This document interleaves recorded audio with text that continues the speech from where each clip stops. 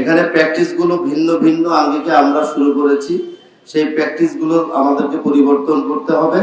মাননীয় প্রধানমন্ত্রীর নির্দেশ, উনি যেভাবে সকাল থেকে রাত্র গভীর রাত পর্যন্ত অফিস করেন এবং সারা বাংলাদেশের প্রতিটি সেক্টরকে তিনি মনিটরিং করেন, এবং একটাই কথা, সময় কম নিয়ে কথা বলতে হবে এবং কাজের দিকে মনোযোগী হতে হবে। আজকে ছাত্র দলের বন্ধুদেরকে আমি ধন্যবাদ জানাই, যারা দীর্ঘ 17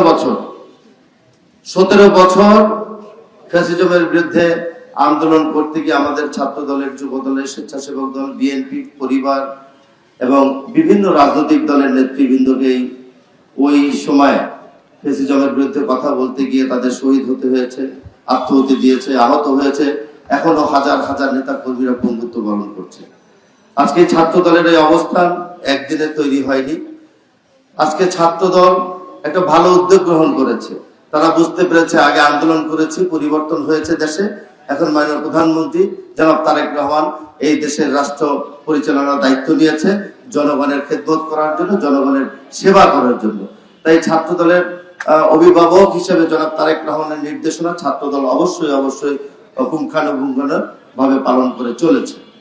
আমি আজকে এই ছাত্র দলের এই উদ্যোগকে আমি ব্যক্তিগতভাবে এবং দলের পক্ষ থেকে তাদের অত্যন্ত সামনের দিনগুলোকে আমি আরো মঙ্গল কামনা করি এবং তারা এই কাজগুলোকে আস্তে আস্তে ধীরে ধীরে বাস্তবায়নের দিকে নিয়ে যাবে।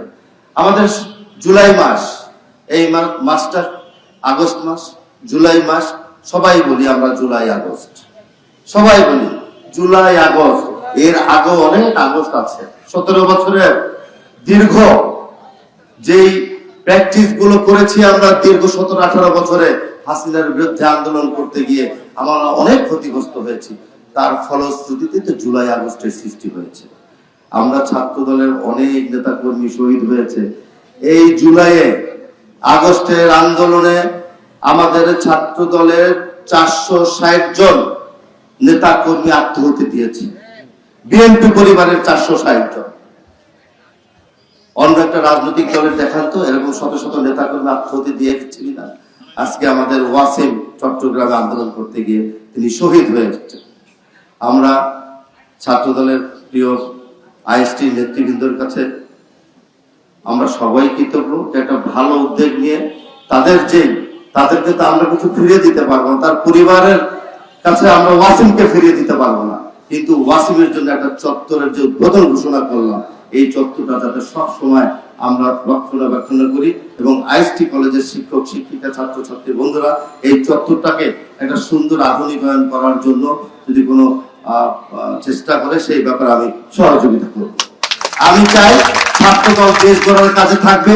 ছাত্রদল প্রতিটি জায়গায় বাংলাদেশের আনাচে কানাচে যেখানে আছে জনাব তারেক রহমানের যে ভিশন ক্লিন এবং গ্রিন, সেই কাজগুলো বাস্তবায়ন করবে।